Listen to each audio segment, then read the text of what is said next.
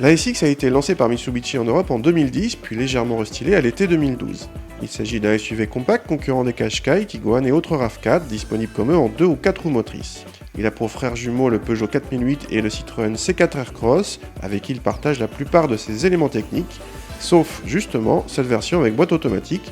Elle est la seule à disposer du 2 litres de diesel de 150 chevaux en provenance de l'Outlander.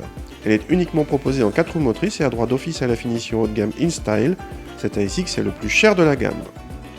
A l'intérieur, les premiers ASX étaient décevants en qualité de présentation, mais Mitsubishi a travaillé le sujet lors du restylage pour l'améliorer légèrement.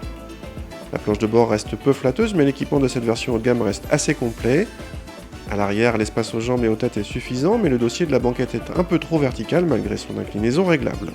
Le coffre atteint les 442 décimètres cubes, soit, aux surprises, autant que celui d'un Citroën C4 Aircross.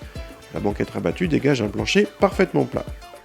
Il peut paraître surprenant d'installer un moteur différent juste pour une boîte automatique, mais le mariage de ce 2,2 litres avec la SX est réussi. Le moteur offre un couple sensiblement supérieur aux versions 1,8 litre de même puissance, et est également plus doux à l'utilisation, à la fois moins rugueux et plus discret.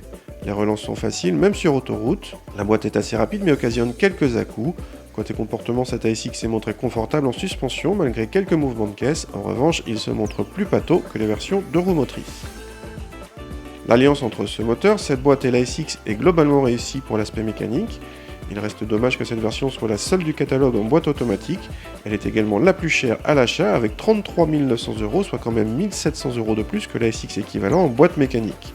Il faut encore ajouter 1 000 € de malus écologique puisque cet ASX est également glouton. Il rejette 153 grammes par kilomètre de CO2, ce qui fait lui le plus glouton du triptyque ASX 4008 C4 Aircross, mais pas le plus cher. Le 4008 positionné haut de gamme dépasse les 35 000 €.